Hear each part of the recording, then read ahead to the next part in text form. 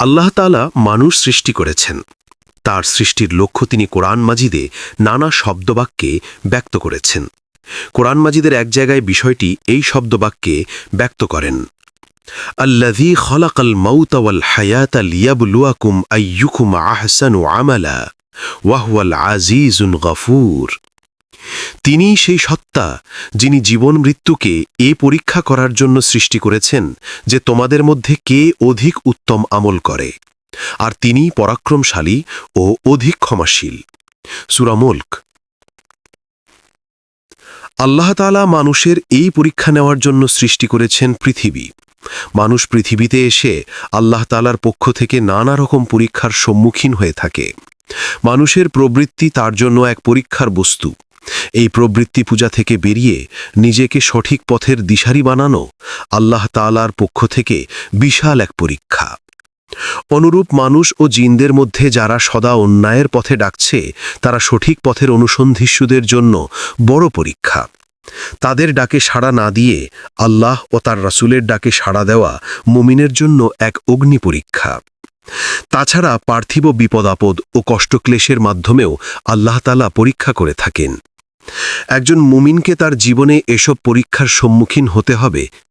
এর দ্বারা আল্লাহ তাআলা পরীক্ষা করতে চান কে সবচেয়ে উত্তম আমলকারী আর কে নয়। এ পৃথিবীতে শুধু সাধারণ মানুষ নয়, বরং আল্লাহ তাআলার সবচেয়ে প্রিয় বান্দাগণও এ পৃথিবীতে কঠিন কঠিন পরীক্ষার মুখোমুখি হয়েছেন। তবে তারা ধৈর্যের পরাকাষ্ঠা প্রদর্শন করে আল্লাহ তাআলার মনোনীত ও সবচেয়ে প্রিয় বান্দারূপে নিজেদেরকে প্রতিষ্ঠিত করতে পেরেছেন। অনুরূপ যুগে যুগে নবী রসুলগণ ছাড়াও আল্লাহ তাআলার বিশেষ বান্দাগণও বিপদের মুখে পড়ে ধৈর্যের পরাকাষ্ঠা প্রদর্শন করেছেন। তারা আল্লাহ তাআলার মনোনীত ও বিশেষ বান্দা হওয়ার সৌভাগ্য অর্জন করেছেন। উক্ত সফলতা ও সৌভাগ্য অর্জনের ক্ষেত্রে ধৈর্যের রয়েছে অসাধারণ প্রভাব। এজন্য কোরআন মাজিদ মানুষকে সবর অবলম্বন করার প্রতি উৎসাহ দিয়েছে, নানাভাবে মানুষকে ধৈর্যের চর্চা করার আহ্বান জানিয়েছে এবং এর বহুবিধ উপকারিতা ও ফায়দার কথা তুলে ধরেছে। কোরআন মাজিদের সবর শব্দটি বিভিন্ন রূপে প্রায় ৯০ জায়গায় ব্যবহৃত হয়েছে, যেমনটা ইমাম আহমদ ইবনে হাম্বল রাহিম থেকে বর্ণিত রয়েছে। তার মধ্যে ৬২ জায়গায় সবরের আদেশ সূচক ব্যবহার এসেছে। ইবনে আশুর রাহিম বিখ্যাত কিতাব আত-তাহরির ওয়াত তানওয়ীর কিতাবে বলেছেন, কোরআন মাজিদের সবর শব্দটি ৭০-এরও বেশিবার ব্যবহৃত হয়েছে। আত-তাহরির ওয়াত তানওয়ীর ১/৪৭৮। যা হোক, সবর শব্দটি যে কোরআন মাজিদে অনেক জায়গায় উল্লেখিত হয়েছে সেটা উপরের কথা থেকে স্পষ্ট। এ থেকে বোঝা যায় সবর মুমিনের জীবনে এক অনিবার্য বাস্তবতা, অবশ্য অর্জনীয় এক বিষয়। সবর শব্দের অর্থ ও বিশ্লেষণ। কোরআন মাজিদে সবর শব্দটি বিভিন্ন রূপে ব্যবহৃত হয়েছে। এর মূল অর্থ হল নিজেকে সংকট, অপছন্দনীয় অবস্থা ও পরিস্থিতিতে সুনিয়ন্ত্রিত রাখা, হক ও নীতির উপর অটল অবিচল রাখা। যদিও সব জায়গায় আবিধানিক অর্থের প্রভাব রয়েছে, কিন্তু শরীয়ত দৃষ্টিকোণ থেকে এর বিভিন্ন অর্থ রয়েছে। আল্লামা রাগেব আসফাহানি রাহিম তার বিখ্যাত গ্রন্থ আল মুফরাদাত ফিল গরিবিল কোরআনে সবর এর অর্থ বিশ্লেষণ করতে গিয়ে বলেন, ওয়াসসবরু হাবসুন নফসি আলা মা ইয়াকতাদিহিল আকলু ওয়াশ-শারউ আও আম্মা ইয়াকতাদিয়ানি হাবসাহা আনহু। বিবেক, বুদ্ধি ও শরীয়ত যা করতে দাবি জানায় নিজেকে তাতে নিয়োজিত করা, আর যা থেকে দূরে থাকার দাবি জানায় তা থেকে নিজেকে দূরে রাখা। আল মুফরাদাত ফি গরিবিল কোরআন। নিচে সবর শব্দটির শরীয়ী দৃষ্টিকোণ থেকে মৌলিক কিছু ব্যবহার তুলে ধরা হলো। ১. বিপদাপদে নিজেকে স্থির রাখা ও আল্লাহ তাআলার ফায়সালার প্রতি সন্তুষ্ট থাকা। যেমন আল্লাহ তাআলা ইরশাদ করেন, ওয়ালা নাবলুওয়ান্নাকুম বিশাইইম মিনাল খাউফি ওয়াল জুই ওয়া নাকসিম মিনাল আমওয়ালি ওয়াল আনফুসি ওয়াস সামারাত ওয়া বাশশিরিস সাবিরিন। আর আমি অবশ্যই তোমাদেরকে পরীক্ষা করব কখনো কিছুটা ভয়ভীতি দ্বারা, কখনো ক্ষুধা দ্বারা এবং কখনো জান, মাল ও ফলফসলের ক্ষতিগ্রস্ততার দ্বারা। সুসংবাদ শোনাও তাদেরকে যারা এরূপ অবস্থায় সবরের পরিচয় দেয়, যারা তাদের কোনো মুসিবত দেখা দিলে বলে ওঠে, আমরা সকলেই আল্লাহরই এবং আমাদেরকে তার কাছেই ফিরে যেতে হবে। সূরা বাকারা। এখানে আল্লাহ তাআলার এ পরীক্ষা নেওয়ার জন্য সৃষ্টি করেছেন পৃথিবী। মানুষ পৃথিবীতে এসে আল্লাহ তাআলার পক্ষ থেকে নানা রকম পরীক্ষার সম্মুখীন হয়ে থাকে। মানুষের প্রবৃত্তি তার জন্য এক পরীক্ষার বস্তু। এই প্রবৃত্তি পূজা থেকে বেরিয়ে নিজেকে সঠিক পথের দিশারি বানানো আল্লাহ তাআলার পক্ষ থেকে বিশাল এক পরীক্ষা। অনুরূপ মানুষ ও জিনদের মধ্যে যারা সদা অন্যায়ের পথে ডাকছে, তারা সঠিক পথের অনুসন্ধিৎসুদের জন্য বড় পরীক্ষা। তাদের ডাকে সাড়া না দিয়ে আল্লাহ ও তার রাসূলের ডাকে সাড়া দেওয়া মুমিনের জন্য এক অগ্নি পরীক্ষা। তাছাড়া পার্থিব বিপদাপদ ও কষ্টক্লেশের মাধ্যমেও আল্লাহ তাআলা পরীক্ষা করে থাকেন। একজন মুমিনকে তার জীবনে এসব পরীক্ষার সম্মুখীন হতে হবে। এর দ্বারা আল্লাহ তাআলা পরীক্ষা করতে চান কে সবচেয়ে উত্তম আমলকারী আর কে নয়। এ পৃথিবীতে শুধু সাধারণ মানুষ নয়, বরং আল্লাহ তাআলার সবচেয়ে প্রিয় বান্দাগণও এ পৃথিবীতে কঠিন কঠিন পরীক্ষার মুখোমুখি হয়েছেন। তবে তারা ধৈর্যের পরাকাষ্ঠা প্রদর্শন করে আল্লাহ তাআলার মনোনীত ও সবচেয়ে প্রিয় বান্দারূপে নিজেদেরকে প্রতিষ্ঠিত করতে পেরেছেন। অনুরূপ যুগে যুগে নবী রসুলগণ ছাড়াও আল্লাহ তাআলার বিশেষ বান্দাগণও বিপদের মুখে পড়ে ধৈর্যের পরাকাষ্ঠা প্রদর্শন করেছেন।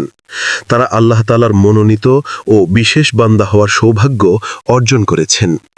উক্ত সফলতা ও সৌভাগ্য অর্জনের ক্ষেত্রে ধৈর্যের রয়েছে অসাধারণ প্রভাব। এজন্য কুরআন মাজিদ মানুষকে সবর অবলম্বন করার প্রতি উৎসাহ দিয়েছে, নানাভাবে মানুষকে ধৈর্যের চর্চা করার আহ্বান জানিয়েছে এবং এর বহুবিধ উপকারিতা ও ফায়দার কথা তুলে ধরেছে। কোরআন মাজিদে সবর শব্দটি বিভিন্ন রূপে প্রায় 90 জায়গায় ব্যবহৃত হয়েছে, যেমনটা ইমাম আহমদ ইবনে হাম্বল রাহিম থেকে বর্ণিত রয়েছে। তার মধ্যে 62 জায়গায় সবরের আদেশ সূচক ব্যবহার এসেছে। ইবনে আশুর রাহিম বিখ্যাত কিতাব আত-তাহরির ওয়াত তানওয়ির কিতাবে বলেছেন, কুরআন মাজিদে সবর শব্দটি 70-এরও বেশিবার ব্যবহৃত হয়েছে। আত-তাহরির ওয়াত তানওয়ির 1-478। যা হোক, সবর শব্দটি যে কুরআন মাজিদে অনেক জায়গায় উল্লেখিত হয়েছে সেটা উপরের কথা থেকে স্পষ্ট। এ থেকে বোঝা যায় সবর মুমিনের জীবনে এক অনিবার্য বাস্তবতা, অবশ্য অর্জনীয় এক বিষয়। সবর শব্দের অর্থ ও বিশ্লেষণ। কোরআন মাজিদে সবর শব্দটি বিভিন্ন রূপে ব্যবহৃত হয়েছে। এর মূল অর্থ হল নিজেকে সংকট, অপছন্দনীয় অবস্থা ও পরিস্থিতিতে সুনিয়ন্ত্রিত রাখা, হক ও নীতির উপর অটল অবিচল রাখা। যদিও সব জায়গায় আবিধানিক অর্থের প্রভাব রয়েছে, কিন্তু শরীয়ত দৃষ্টিকোণ থেকে এর বিভিন্ন অর্থ রয়েছে। আল্লামা রাগিব আসফাহানি রাহিম তার বিখ্যাত গ্রন্থ আল মুফরাদাত ফিল গরিবিল কোরআনে সবর এর অর্থ বিশ্লেষণ করতে গিয়ে বলেন, ওয়াসসাবরু হাবসুন নাফসি আলা মা ইয়াকতাদিহিল আকলু ওয়াশ-শারউ আও আম্মা ইয়াকতাদিয়ানি হাবসাহা আনহু। বিবেক, বুদ্ধি ও শরীয়ত যা করতে দাবি জানায় নিজেকে তাতে নিয়োজিত করা, আর যা থেকে দূরে থাকার দাবি জানায় তা থেকে নিজেকে দূরে রাখা।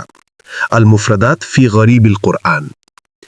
নিচে সবর শব্দটির শরীয়ী দৃষ্টিকোণ থেকে মৌলিক কিছু ব্যবহার তুলে ধরা হলো। 1.